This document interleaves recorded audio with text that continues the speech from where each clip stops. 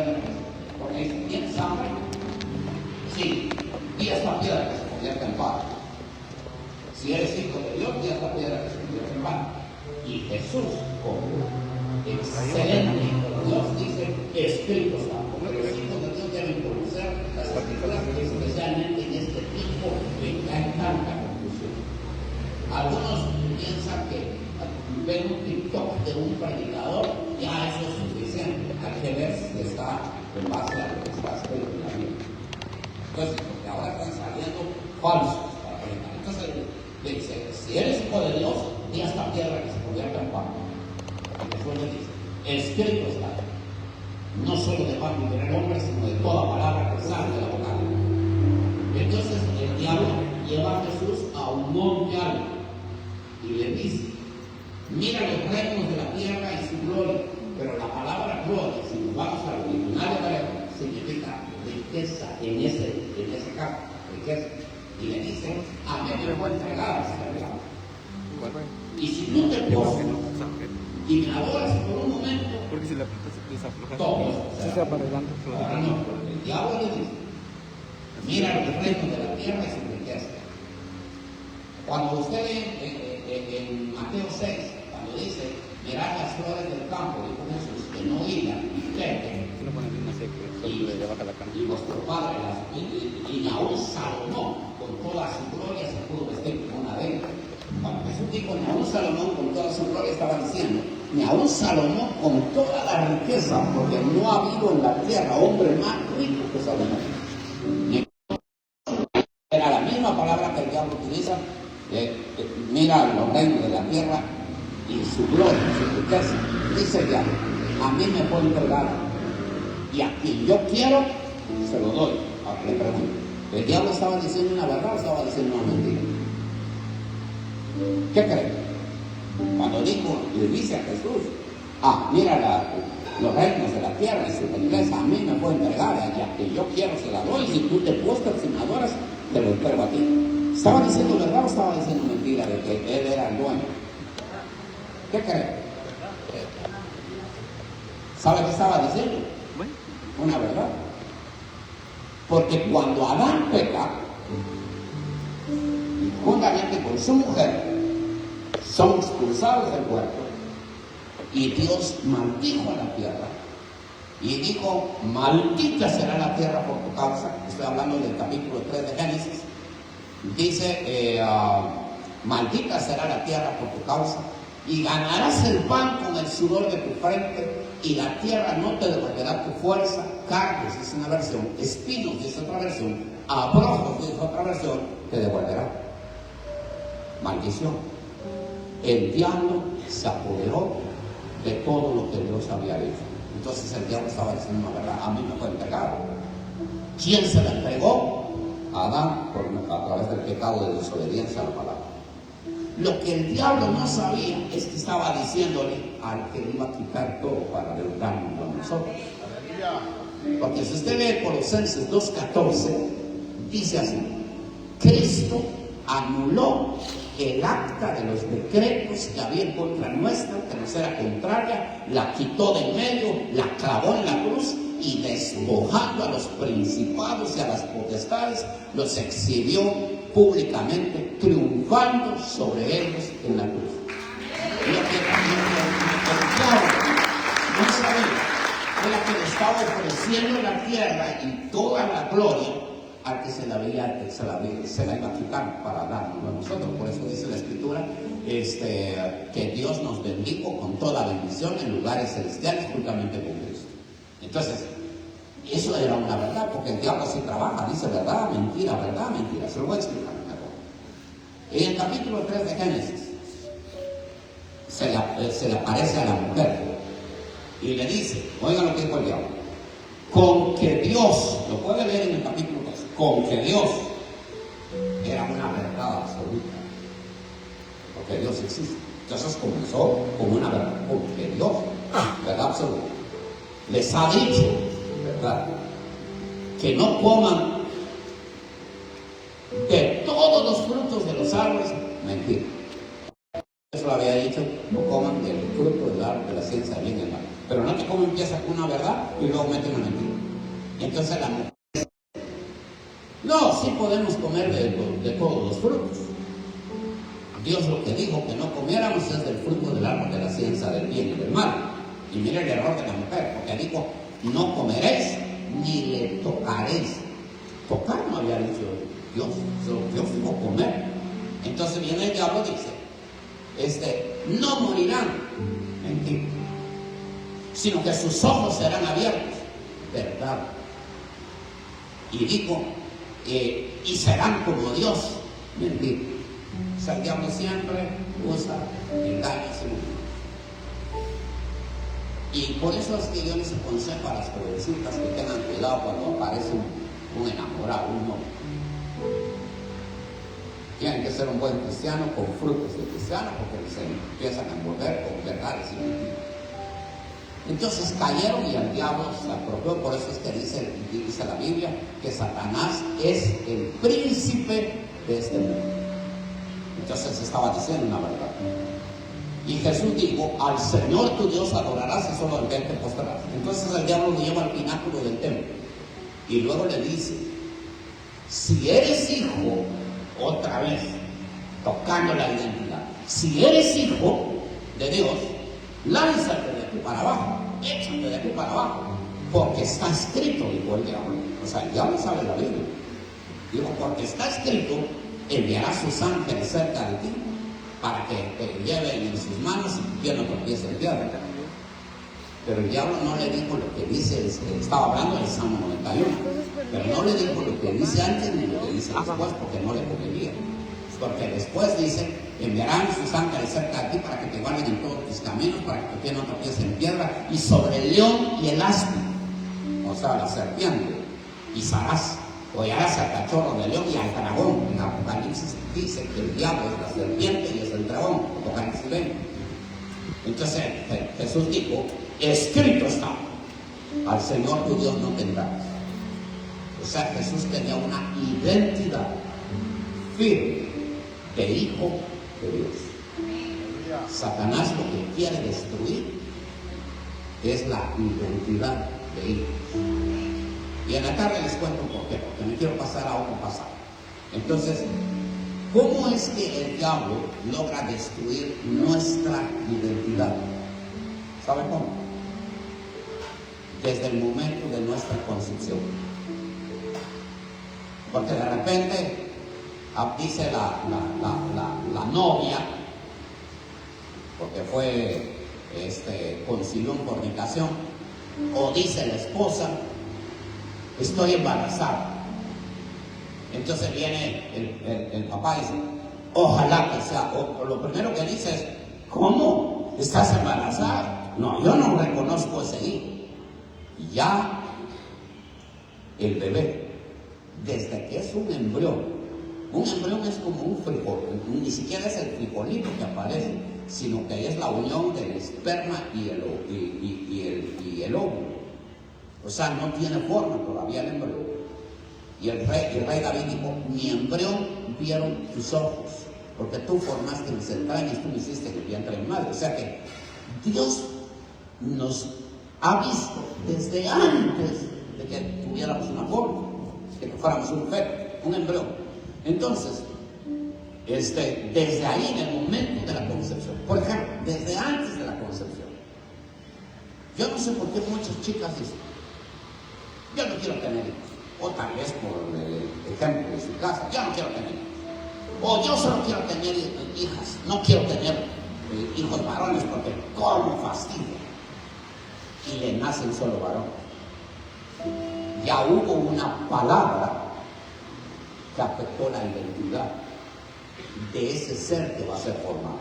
O cuando ya están, entonces dicen, ojalá que sea varón, porque si es mujer, no quiero que sea varón. ¿Y si es mujer? Por eso es que yo le aconsejo a los esposos, si ustedes piensan tener un hijo, ya sea que quieran una hija o quieran un hijo, antes de engendrarlo, pídanle a Dios. Como el ejemplo de Ana, esposa de Elcán, le negaba, era estéril, y llegaba al templo y decía: Señor, si tú me das un hijo varón, y todavía con gusto, si tú me das un hijo varón, yo estoy pidiendo un hijo varón, yo te lo consagraré a ti. Y cuando un día que estaba con solo moviendo los labios y diciendo: Señor, si tú me das un hijo varón, entonces el sacerdote Elí se la queda viendo y dijo: esta mujer está borracha.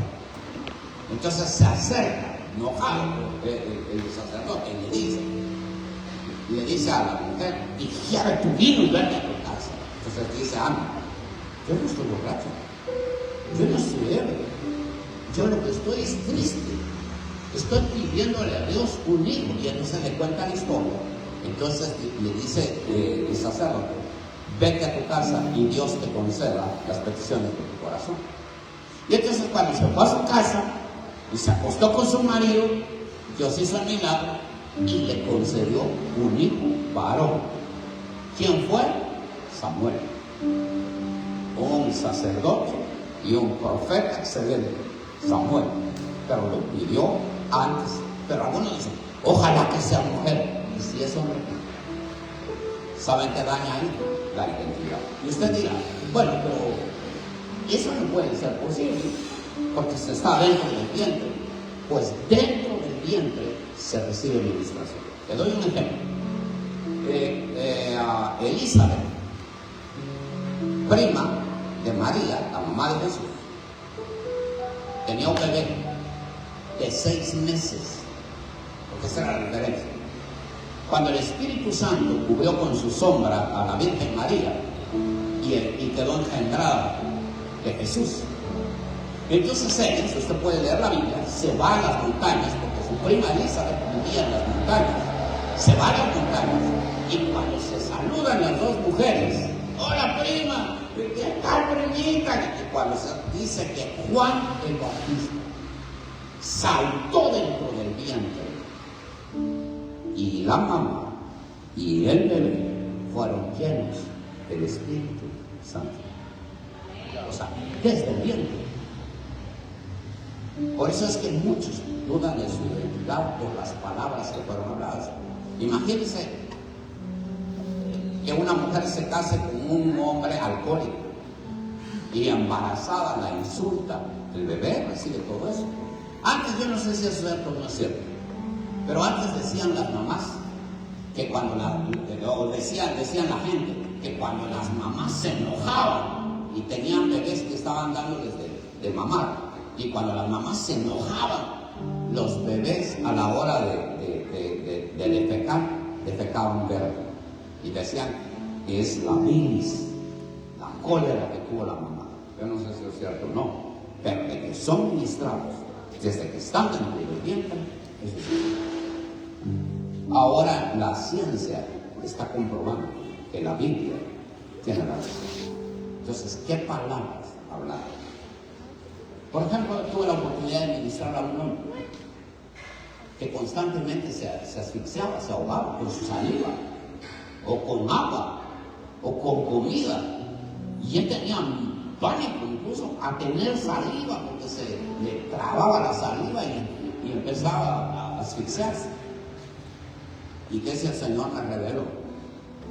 Que ese era un trauma que traía desde el momento de su nacimiento. En el momento en que salió del vientre. ¿Y sabe qué había pasado con ese hombre? Que el cordón umbilical se le había enrollado el cuello. Y cuando él nace morado porque no estaba oxigenado. Y el trauma lo traía en el momento en que sale del vientre, porque el cordón umbilical lo traía enrollado el cuello. Y aquel hombre tuvo que ser liberado de ese trauma, que lo recibió en el momento del nacimiento. Ahora, todo eso va a afectar la identidad de la persona. La persona se siente desvalorizada, se siente en soledad, siente que nadie la ama, siente que a nadie le importa, porque su identidad fue afectada. Y algunos se deprimen y otros gritan mucho, hacen relajo como para decir: ¡hey, existo, aquí estoy! Su identidad fue lastimado. Ahora veamos. Acompáñenme por la segunda Samuel.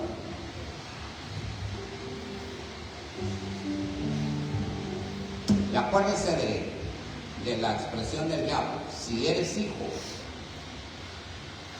lo que quería era que Jesús dudara si verdad era hijo. Jesús pudo haber dicho, soy hijo, me lanzo. Pero Jesús sabía, tenía identidad. Acompáñenme entonces a 2 Samuel capítulo 9. Dice así: dijo David, ¿ha quedado alguno de la casa de Saúl a quien haga yo misericordia por amor de Jonatán? Detengámonos ahí, voy a explicar.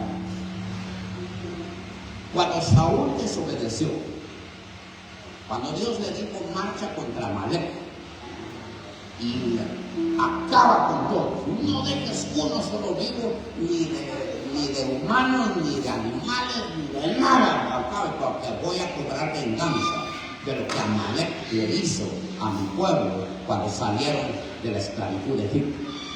¿Sabe que salían de Egipto, entraban por el camino de los amalecitas y ya estaban en la tierra prometida? Pero cuando salieron de Egipto, el rey de Amalek le dijo, no hay paso. Entonces tuvieron que irse a un desierto, y en el desierto fue donde flaquearon y se quedaron vagando 40 años. Entonces Dios dijo, voy a cobrar venganza de lo que Amalek le hizo a mi pueblo cuando salió de la esclavitud. Entonces dice a Saúl, acabas. ¿Y qué hizo Saúl? Cuando llega Samuel, Dios le habla a Samuel y le dice, he desechado a Saúl como rey de Israel. Yo dije que él y sus hijos serían reyes, pero yo no voy a hacer eso. Lo he desechado por cuanto me ha desobedecido. Y a Samuel le dolió muchísimo porque amaba mucho a Saúl. Entonces cuando llega, le dice, sale el rey Saúl a decir, profeta, yo he obedecido. Entonces le dice al profeta, si has obedecido, ¿qué parido de ovejas soy? Y dijo, si has obedecido, ¿qué bramido de vacas oye? Si has obedecido, ¿quién es ese hombre? Entonces, ¿qué dice Saúl?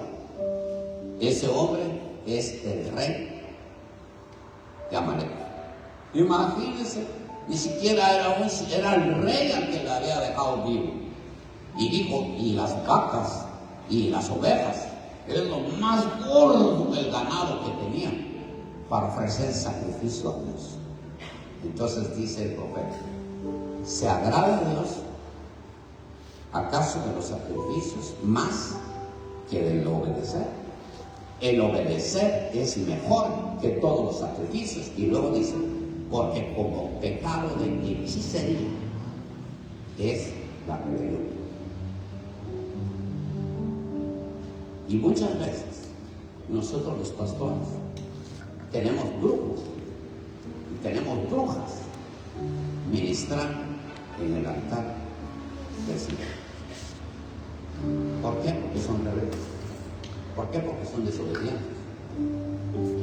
Y entonces dicen, porque como pecado de hechicería, adivinación, dice otra versión, es la rebelión. O sea, Dios no hace distinción entre un brujo y un cristiano. Cuando el cristiano está en rebelión, Dios mira a los dos igual, como un brujo. Aunque ni sepa cómo hacer la brujería, por rebelión, Dios lo que ve es un brujo. Entonces, pero volvamos al pasaje. Entonces, dice la Escritura que le dice el profeta a Saúl, Dios te ha desechado, se ha buscado un hombre conforme a tu corazón. Y pasaron los años. De repente, Saúl ordenó una guerra contra los filisteos, que sabía que no le iban a ganar. Y Jonatán, su hijo, juntos con su hermano, yo me imagino al otro hermano decir, hermano Jonatán, papá ordenó la guerra contra los filisteos, pero no estamos preparados. No tenemos el ejército preparado ni los hombres suficientes. Y Jonatán dijo, sí, sí. Y le dijo, imaginemos, el hermano dijo, vamos a perder, ¿verdad? Y Jonatán dijo, sí, vamos a morir. Imagínense el hermano y dice, moriremos. Y Jonatán le dice, vamos a morir. Pero entonces, ¿por qué vamos a la guerra? Porque el papá ordenó que se hiciera obediencia hasta la muerte. Y entonces van para la guerra, y ustedes van a conocer la historia. Les pegan una derrota al ejército israelí, y Saúl tenía ya una flecha metida en la espalda, que no era de muerte, porque no fue lanzada de mucha distancia, pero sí lo hirió, y ya no podía correr. Iba con su escudero, y ya no podía, se sube al carruaje, trata de huir. Entonces Jonatán, ya su hermano había muerto en batalla, Jonatán ya herido, le dice, papá, corre por tu vida, escapa, yo voy a detener al ejército filisteo. Un hombre contra un ejército. O sea, Jonatán era impresionante como ser humano, como hijo y como padre. Y se queda tratando de detener al ejército, y lo logró detener ya con un montón de flechas, y lo logró detener dándole ventaja a su papá. Pero después de ir adelante, Saúl se dio cuenta que no iba a lograr escapar. Entonces le dice a su escudero, mátame, porque no quiero caer vivo en manos de los filisteos. Y el escudero dice, no voy a levantar mi mano contra mi señor.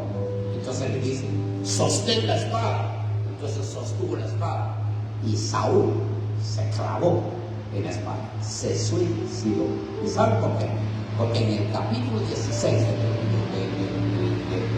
1 Samuel, en el capítulo 16 aparece que el Espíritu Santo se apartó de Saúl, y entró un espíritu malo, un demonio. Por eso era que tenía que mandar a traer a David para que tocara el arpa y se tranquilizara el demonio. Y ese demonio lo llevó hasta el suicidio, y el suicidio lo llevó al infierno. O sea, Saúl va a aparecer en el infierno, va a irse al infierno. Porque los que se suicidan no entran al reino de los cielos. Entonces, ojo a esto. Entonces, cuando llega la noticia al palacio, Jonatán tenía un hijo que se llamaba Mefiboset. Porque de ese niño quiero hablar. Porque todos ustedes tienen un niño lastimado, un niño herido, un niño golpeado, un niño que los hace actuar como han actuado todos. Entonces llega la noticia al palacio, y la que cuidaba a Mefiboset, hijo de Jonatán. Al no estar Saúl, Jonatán subía a rey. Al no estar Jonatán, Mefiboset subía a rey, porque eran príncipes. Entonces, cuando la que cuidaba a Mefiboset oye la noticia, derrotaron al ejército israelí, mataron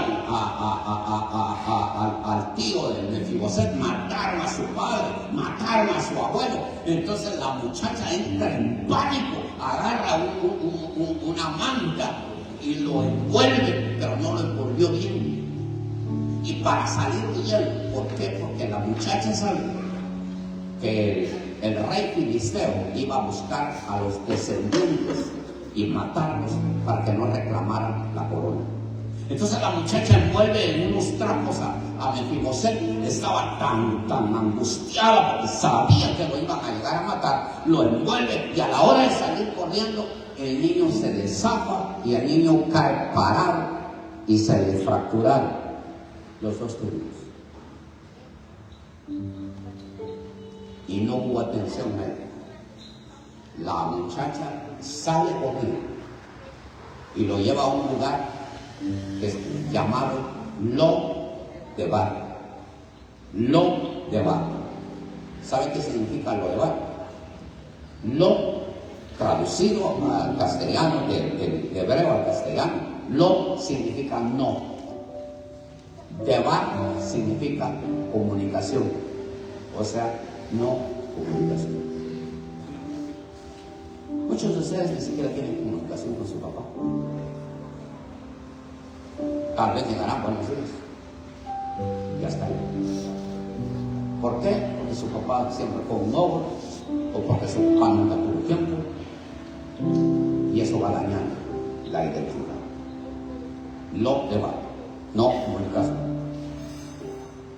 Por ejemplo, a las maras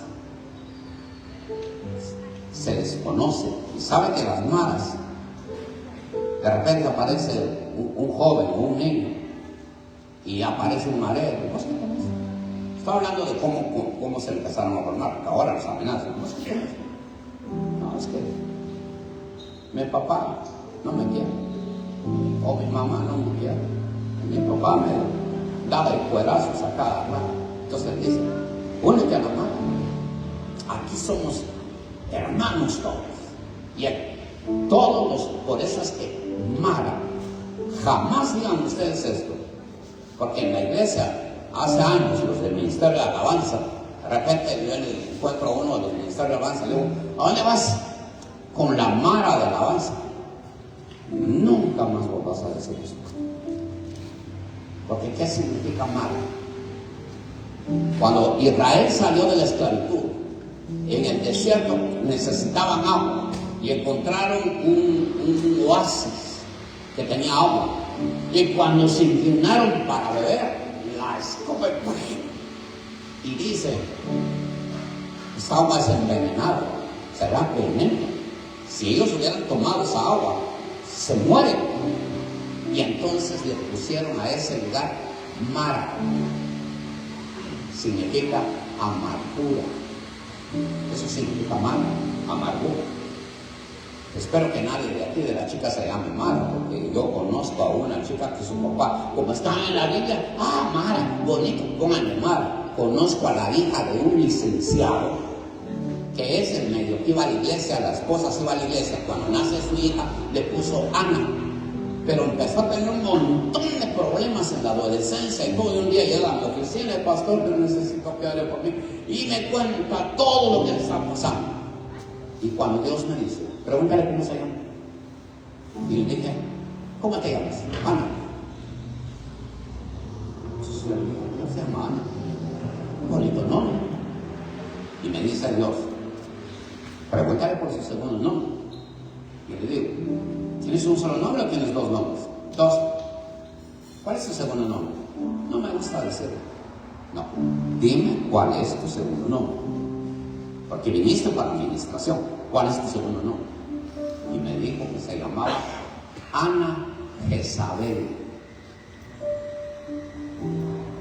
Y el nombre da identidad. Mire todo lo que afecta a la identidad. El nombre da identidad. Entonces, por eso es que Dios les tuvo que cambiar el nombre a un montón del Antiguo Testamento. Por ejemplo, Jacob. ¿Qué significa Jacob? Usurpador, engañador, mentiroso. Eso significa Jacob. Entonces Dios le dijo, cuando peleó con el ángel que le descoyuntó la cadera, Dios le dijo, no te llamarás más Jacob. De ahora en adelante te llamarás Israel, porque sus hijos fueron los que fundaron los 12 tribus. Te llamarás Israel. ¿Y qué significa Israel? El que prevalece. Mire cuántas guerras le han hecho a Israel y siempre han terminado ganando. El que prevalece. Por eso es que un nombre puede dar identidad o puede afectar la identidad. Por ejemplo, algunos dicen, ¡ala! Bien le pusieron el nombre del abuelo a este. Y dice, ¿y por qué? Porque es bravo como el abuelo. Aunque el nombre sea bonito, lo están asociando con algo que no es bueno. O por ejemplo, bien le pusieron a este el nombre de su papá o de su abuelo. ¿Por qué? Porque este salió igual que el abuelo, igual que el papá. ¡Mujeriego! Hay que romper la maldición de ese. aunque el nombre sea bíblico, lo están asociando con alguien malo. Por eso fue que Dios tuvo que cambiarle el nombre. Abraham significa ilustre, y su esposa Sarai. Pero cuando Dios los llama, le dice: no te llamarás Abraham, te llamarás Abraham, que significa padre de muchedumbre de gentes. Qué ridículo. Su esposa había sido estéril desde el momento en que ya ovuló. Lo voy a dejar ahí. Cuando ya ovuló, era estéril. Cuando se casó, era estéril. Y llegó a viejita, y dice la escritura, había cesado la costumbre de las mujeres. ¿Sabe qué es lo que quiere decir? Que ya estaba en la etapa de la menopausia, que ya no estaba ovulando. Uno, cuando ovulaba, era estéril. Ahora era estéril y ya no ovulaba. 2 veces imposible. Pero viene Jesús, le dice, le cambia el nombre, será llamada Sara, y tú te llamarás Abraham. Era ridículo, porque cuando ella decía padre de muchedumbre, Abraham estaba diciendo padre de muchedumbre de gentes, ya te serví tu desayuno. Entonces, padre de muchedumbre de gentes, si no tienen hijos. Y entonces decía padre de muchedumbre de gentes que buscan.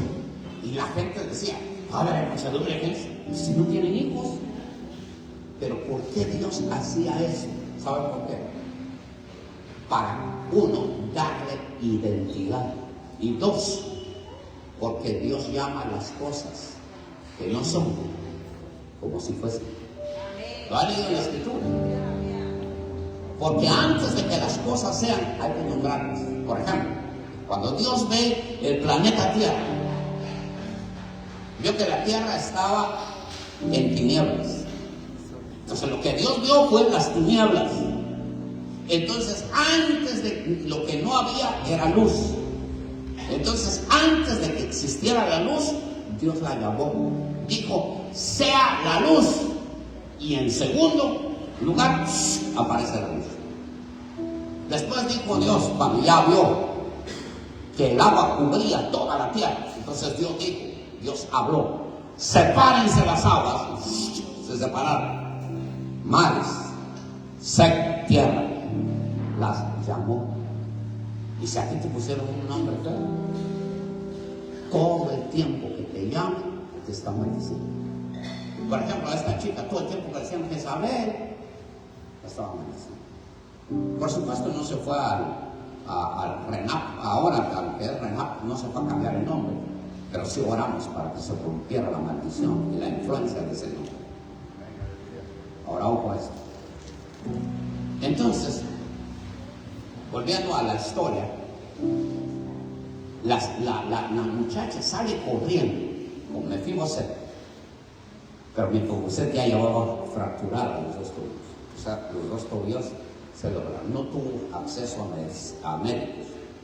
Y lo lleva a un lugar tan lejano llamado Lodebar, no comunicación, para protegerlo de que no lo mataran. El muchacho creció, se hizo un niño, pero en lugar de ir a jugar pelota o de pegarse las arrastradas que se estaban dando allá, todas enlodadas, diría yo, que se estaban dando ahí, y lo chistoso cuando llegó, no sé, un palo, iba uno así encima, y yo dije, si se cae, se da. Iba a decir de trompa, pero mejor no digo de trompa, ¿sabe? Por lo menos el muchacho que iba ahí, ya ese ya iba colgado, así como cuando los caníbales iban a agarrar, bueno, para comer, que iban colgado así. Yo dije, por lo menos si se salva, se da un espaldazo, pero la otra se da en caras, si se salva. Mira. Miraba a los demás jugar fútbol. Él caminaba con sus manos. Él no podía, miraba a los niños jugar. Él no podía. 2 tobillos estaban. ¿Y sabe qué pasa con una fractura? Que si no se trata, le sale una callosidad y se queda torcido. A él le salió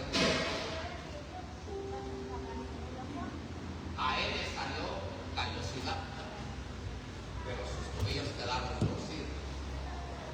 Entonces él tenía que caminar con las manos. Pero como era bien guapo, pero era así, guapo, yo creo que se parecía a mí. Era bien guapo. Porque, por ejemplo, no lo creo. Algunos me han dicho que yo me parece que es Pitbull. Porque si no, de 2 Samuel 9. Entonces David salió cuando le dijeron a David, los filisteos atacaron a Israel, mataron a Saúl, mataron a los hijos de Saúl. Entonces David bajó con sus 400 valientes y atacó al ejército filisteo y los derrotó. Y él se sentó en el trono como rey. Cuando pasaron los años, pero sí pasaron bastantes años, cuando pasaron los años, entonces David, un día viendo hacia el norte, Samaria, el palacio del rey Saúl, porque él no quiso vivir en ese palacio, él construyó su palacio en el sur, en Jerusalén. Entonces cuando David se queda viendo el palacio, se acuerda de la amistad sincera, auténtica que había tenido con Jonatán. Y me imagino que se inspiró. Mi amigo Jonatán me libró tantas veces de que su papá me matara. Y de repente recuerda, ¿habrá quedado un descendiente de Saúl? Ni siquiera hijo. ¿Habrá quedado un descendiente de Saúl? Un primo, un tío, a quien yo haga misericordia por causa de Jonatán, mi amigo. Y entonces dice, después de esto aconteció que David derrotó a los filisteos y los sometió y tomó David. Bueno, eso es el capítulo 8, pero voy a decir, y dijo David, ¿ha quedado alguno de la casa de Saúl a quien yo haga misericordia por amor de Jonatán? Y había un siervo de la casa de Saúl que se llamaba Siba, al cual llamaron para que viniese a David. Y el rey, note, es importante, el rey le dijo, ¿eres tú Siba? Y él respondió, tu siervo. O sea, él sí era un siervo. Y luego, el rey le dijo, ¿no ha quedado nadie de la casa de Saúl a quien haga yo misericordia de Dios? Y Siba respondió al rey, aún ha quedado un hijo de Jonatán, lisiado de los pies. Entonces el rey le preguntó, ¿dónde está? Y Siba respondió al rey, he aquí que está en casa de Maquir, hijo de Amiel, en Lo-debar. Les voy a explicar por qué Lo-debar. Entonces el rey David le trajo de la casa de Maquir, hijo de Amiel, de Lo-debar. Voy a hacer un paréntesis. Cuando nosotros no tenemos una buena comunicación con nuestros padres, cerramos nuestro corazón. De eso yo no le voy a contar nada a mi papá porque le cuento algo y me regaña. No le voy a decir nada a mi mamá porque le cuento algo y viene la chismosa se lo va a contar a mi papá. Mejor no cuento nada. Cierran su corazón. Se van aislando. Y finalmente hay gente que se queda en lo demás. No comunicación. Casi no hablan. Lo que tienen es dolor. Lo que tienen es rencor. Lo que tienen es amargura. Lo que tienen es odio. ¿Por qué? Porque lastiman su corazón. ¿Usted se imagina la historia de este mentiroso? ¿Usted cree que para él, siendo un príncipe, ahora que ya no estaba ni su abuelo, ni su padre, ni su tío, era rey? ¿Usted cree que le costó aceptar a él la muerte de su abuelo? ¿Cree que fue fácil para él aceptar la muerte de su tío? ¿Cree que fue fácil para él aceptar la muerte de su papá, que ha de haber sido un excelente papá? El dolor no tuvo motivos para él. Él era un niño. Ni siquiera sabía qué era lo que estaba pasando hasta que se le contaron ya cuando era grande. Pero el dolor quedó ahí. Y él quedó en Lo-debar, lugar de no comunicación. Y luego, ¿y usted cree que le costó, le fue fácil aceptar su condición? Era un hombre guapísimo tipo. Era grande, alto, pero tenía que caminar con sus manos, porque no se podía parar. ¿Cree que fue fácil aceptar eso? Y una muchacha vio lo guapo que era y no le importó que estuviera lisiado y se casó con él y tenía un hijo. Entonces dice aquí, y vino, verso 6, Mefiboset, hijo de Jonatán, hijo de Saúl, a David.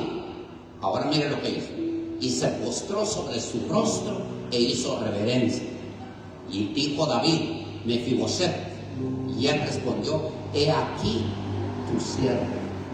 Ahora le pregunto, ¿era siervo o era rey? ¿Qué era por derecho? ¿Era siervo o era rey? Era rey. ¿Y sabe a qué nos llamó Dios? A ser reyes y sacerdotes. O sea, le voy a explicar por qué reyes y sacerdotes. Porque un rey tiene un reino y nosotros tenemos un reino que nos espera después de esta vida. 2, un rey tiene riqueza. O sea, no hay reyes pobres. Los reyes tenían que tener riqueza para poder sostener un ejército y que pudiera el ejército defender el reino. O sea, Dios no quiere que por esa herida, por esa falta de identidad, tú vivas en pobreza. ¿Qué más tiene un rey? Autoridad. Un rey era el que mandaba cosas, incluso al capitán del ejército. Sí, mi señor, tiene autoridad. Y muchos, por las heridas que tienen de su niñez, de su infancia, le tienen miedo al diablo. Cuando Dios dijo, Jesús dijo, en mi nombre echarán fuera demonios. Os doy potestad de hollar serpientes, escorpiones y sobre toda fuerza del maligno, y nada os hará daño. Pero muchos cristianos no triunfan porque tienen miedo, y el miedo es el resultado de la herida de su infancia o de su niñez. Están en lo de mal. Ahora, entonces le dice, ¿eres tú Mefiboset? Y él le dijo, y él respondiendo dijo, he aquí tu siervo. Él no era siervo. Como mínimo podría ser príncipe porque ya había un rey, pero realmente él era rey. Pero dijo tu siervo. ¿Sabe qué significa eso? Falta de estima. La identidad, la falta de identidad afecta nuestra estima. Yo no valgo nada. Yo no sirvo para nada. Y peor si tus papás te lo dijeron. Es que sos un infeliz, no servís para nada. ¿Sabe qué les dicen? Muchas mamás le dicen a sus hijas: espérate, infeliz. Cuando te cases, con tu marido vas a pagar todo lo que a mí me estás haciendo. Ya están profetizándoles una maldición y ni siquiera tiene novio la chica, pero ya le están profetizando una maldición. O los papás le dicen al muchacho: sos un haragán, no servís para nada, inútil. Los están maldiciendo, están dañando su estima. Y cuando este vino, le dijo: ¿eres Mefiboset? Y él dijo: no, soy tu siervo, tu esclavo. Él no era esclavo, él era rey. ¿Y qué más? Entonces dice: he aquí tu siervo. Y le dijo David: no tengas temor. O sea, estaba lleno de temores al fracaso, al rechazo, porque todos se burlaban. Miren ese, mi cojo, miren ese cómo camina con las manos. En la iglesia,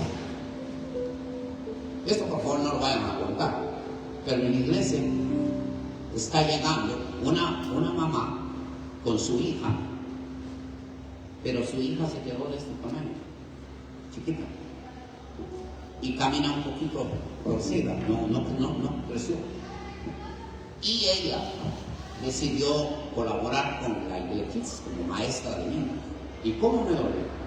Entonces un día ella camina así, porque no quería decir la palabra, pero se quedó enanita, y entonces camina así.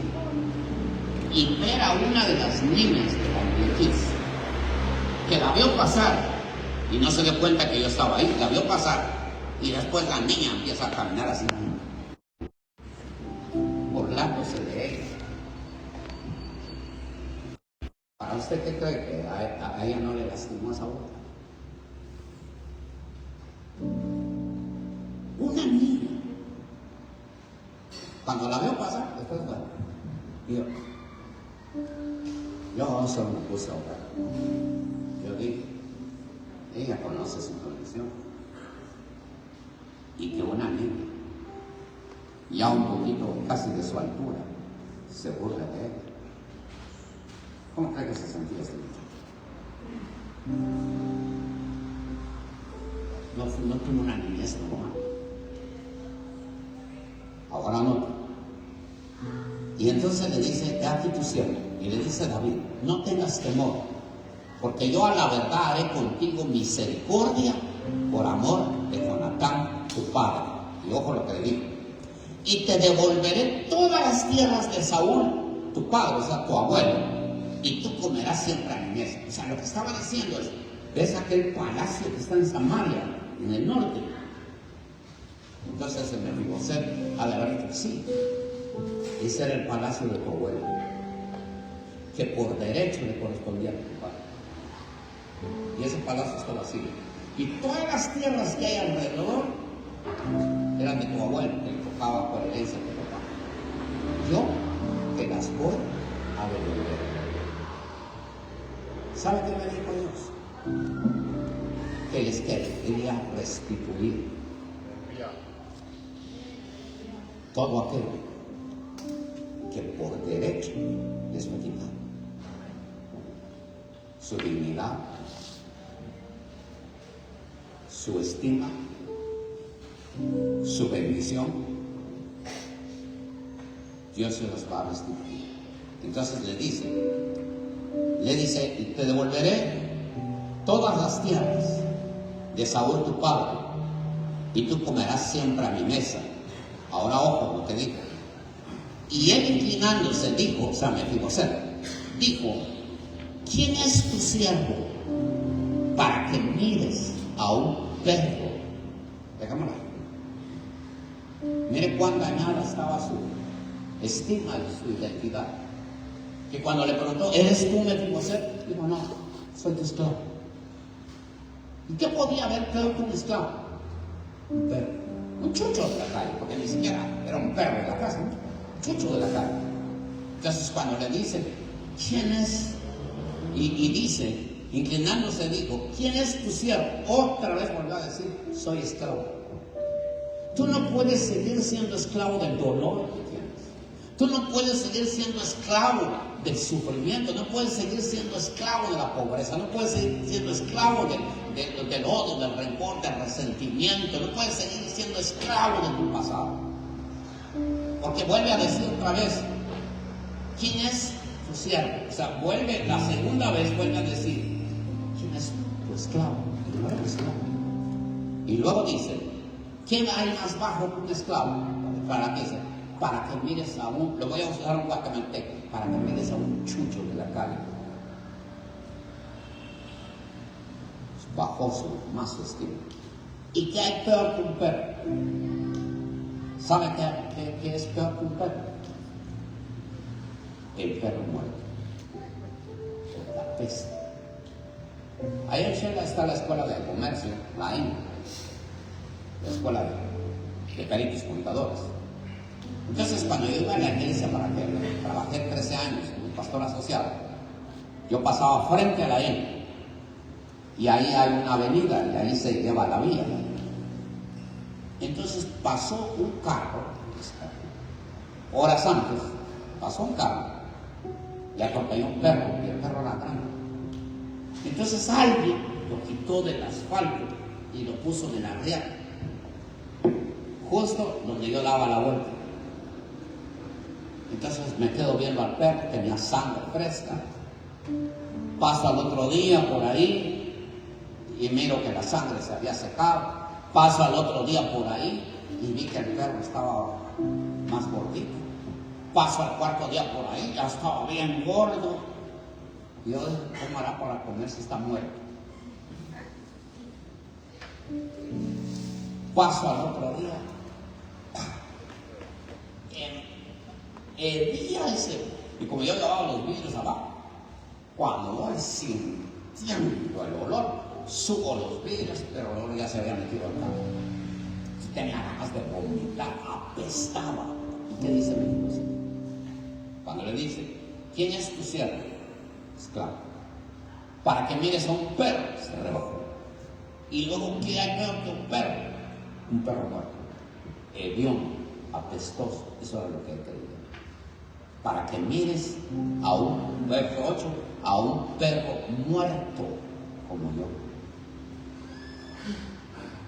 Y entonces el rey lo llamó a Siba, siervo de Saúl, y le dijo, todo lo que fue de Saúl, de toda su casa, yo le he dado al hijo de tu señor. Dios te quiere devolver todo aquello que el diablo te robó desde que estabas en el vientre de su madre, que te pertenece.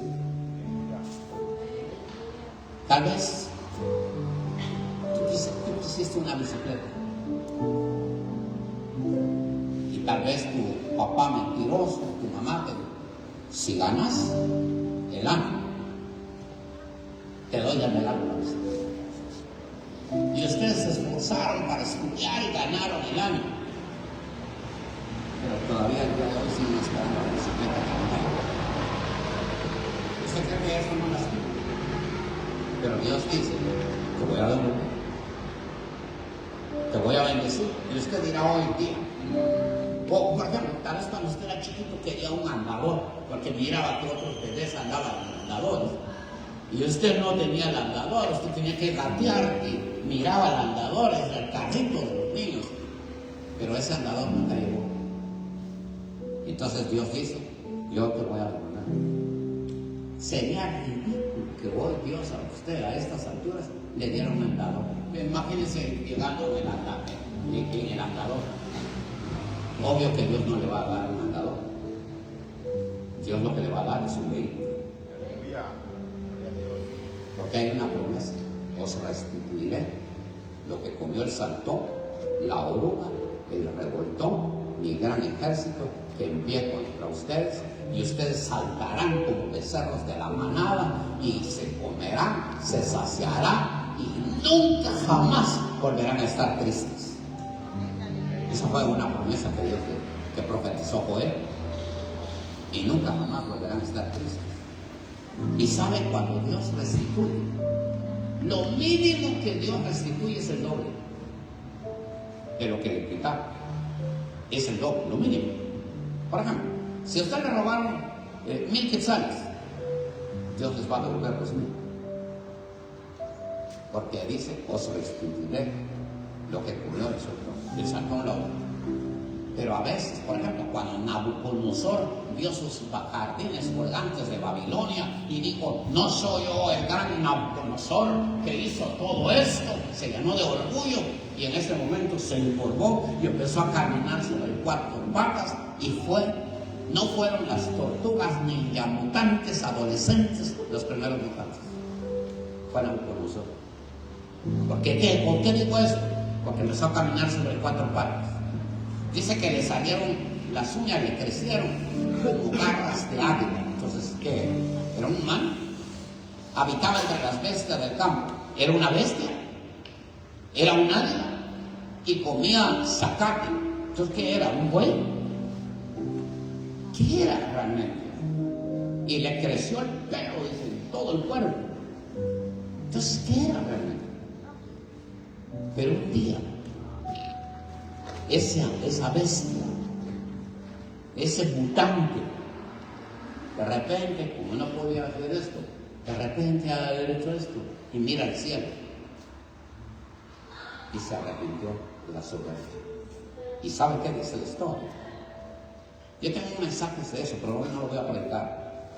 Y la bestia lloró. Aquel mutante, aquella bestia, descubrieron las lágrimas. Y entonces Dios que es clemente y misericordioso, lento para la ira, pero grande en misericordia, lo restauró a su condición de humano. ¿Y sabe qué había hecho? Él pensó, ahorita ya no soy rey, ahorita ya otro, 7 años, otro ya está gobernando, yo ya no soy rey.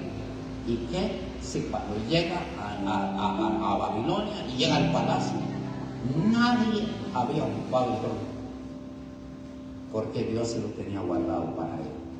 Porque todo lo que el diablo piensa que te puede quitar, Dios lo que dice es, le va a salir al diablo el tiro por la culata, porque el diablo le quita uno y yo le doy 2. Y si usted lee la historia de Nabucodonosor, que era un inconverso, era un rey de Babilonia, dice que regresó al trono y Dios le dio el doble de lo que tenía antes de convertirse en una bestia. Ya no será a ti que tú eres hijo, tú eres hija. Y saben que Dios puede restituir 3 veces. Hay gente a la que restituye 3 veces más. Hay gente a la que restituye 4 veces más. Por ejemplo, Saqueo, cuando se convierte, a todos aquellos a los que yo he defraudado, porque estoy diciendo la versión original, no es 100 algo yo he defraudado, sino dice, a todos aquellos que yo he defraudado, les voy a devolver 4 veces más. Eso es restitución. Les voy a restituir 4 veces más. Y sabe que dice la Escritura, al ladrón, y el diablo es un ladrón, que fuere hallado en pleno acto de robo, tendrá que devolver 7 veces más. Dios puede restituir hasta 7 veces más lo que el ladrón piensa que nos ha podido quitar. Y aquí está el ejemplo. Entonces, mire lo que dice. Entonces dice Mefiboset, ¿quién es? Y David dijo, no tengas temor, porque yo la verdad haré contigo misericordia por amor de Jonatán tu padre, te devolveré todas las tierras de Saúl tu padre, y tú comerás siempre a mi mesa. Y él inclinándose dijo, ¿quién es tu siervo para que mires a un perro muerto como yo? O sea, ¿qué estaba diciendo él? Apesta. Yo no sé quiénes de ustedes han dicho, mi vida apesta. Sé que hay. Aquí hay personas que han dicho, mi vida apesta. Y aquí digo, para que mires a un perro muerto como yo. Entonces el rey llamó a Siba, siervo de Saúl, y le dijo, todo lo que fue de Saúl y toda su casa yo lo he dado al hijo de tu señor. Tú pues le lavarás las tierras, tú con tus hijos y tus siervos, y almacenarás los frutos para que el hijo de tu señor tenga pan para comer. Pero Mefiboset, el hijo de tu señor, comerá siempre a mi mesa. Y Siba tenía 15 hijos y 20 siervos. Y respondió Siba al rey, conforme a todo lo que ha mandado mi señor el rey a su siervo, así hará tu siervo. Mefiboset, dijo el rey, comerá a mi mesa como uno de los hijos del rey. Como uno de los hijos del rey. O sea, ¿a qué lo elevó el rey? A príncipe. Y luego dice, y tenía Mefiboset un hijo pequeño que se llamaba Micaía, y toda la familia de la casa de Siba eran siervos de Mefiboset. Y moraba Mefiboset en Jerusalén, porque comía siempre a la mesa del rey y estaba lisiado de ambos pies. Aquí también.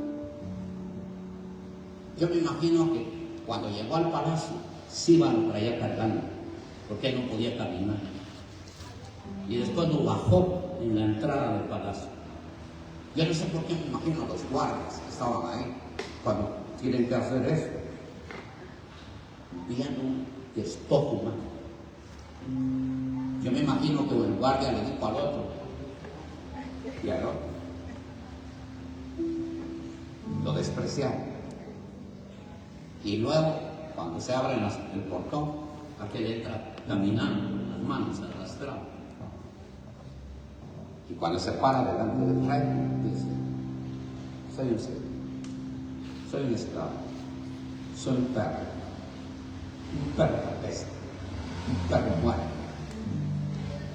Y David, que es figura de Dios, le dice, no, yo te voy a devolver todo lo que era de la casa de tu abuelo, el palacio, la riqueza, todo está ahí. Pero le dijo, pero tú comerás siempre en mi mesa. En otras palabras, ese es tu palacio, son tus tierras, todo lo que cosechas, todo eso es tuyo. Solo te pongo una condición: no te vayas de mi casa. ¿Sabes cuál es la condición que Dios te pone? No te vayas de mi casa. Porque tú tienes que llegar a la conclusión que hay que llegar a los apóstoles. ¿A quién iremos? Cuando le dijo Jesús, ustedes también se quieren ir. Entonces, ¿a quién os dijeron? ¿A quién iremos? Si solo tú tienes palabras de vida eterna. No te vayas de casa. David dijo, solo tengo una condición. Todo es tuyo. Pero no te vayas de mi casa. Come todos los días de tu vida en la mesa real. Te quiero conmigo, porque el único que verdaderamente te ama con un amor puro, con un amor limpio, con un amor verdadero, con un amor santo, es tu Padre Dios. Tú no eres huérfano. Tú no eres huérfano. Aquí hay alguien que no tiene papá, pero no eres huérfano. Tú tienes un Padre y es Dios. Entonces, imagínense ahora los guardias que habían dicho, cuando de repente lo vieron salir al patio, ya no traía la ropa sucia, la ropa remendada, la ropa raída, gastada. Ahora venía con un traje de príncipe. Y cuando pasaron por donde estaban los guardias tuvieron que hacer, dicen, no. Eso tuvieron que hacer los guardias. Dicen, no. Buenos días, mi Señor. Y pasaban y miraban cómo caminaban con las manos. Le han de haber hecho unas sus graditas y se subían, pero con traje ya de príncipe, se subían las graditas, se sentaba a la mesa y el mantel era largo, solo se miraba de aquí para arriba porque el mantel cubría lo deseado. Y Dios, por la sangre de Cristo, cubre multitud de pecados. Entonces aquel, como lo miraba aquí, llegaban los otros reyes, las visitas, y miraba el príncipe Absalón, el príncipe tal, y de repente miraban otro príncipe, y dijo, el príncipe Mefiboset. Lo que los demás no sabían era que estaba iniciado de ambos días, porque el mantel lo cubría. Hoy la sangre de Jesucristo te limpia de todo pecado. Eres hijo de Dios. Eres hija de Dios. Tal vez te quisieron abortar y dijeron, tu mamá dijo, se arrepintió y dijo, mejor no lo tengo, mejor lo aborto, pero no lo hizo. Pero tú fuiste lastimado porque sabías que te iban a abortar. Porque desde que se está y desde que se es un embrión, ya se tiene alma. Porque ya se tiene espíritu de vida. Y el alma empieza a captar todo, aunque el cuerpo no esté formado.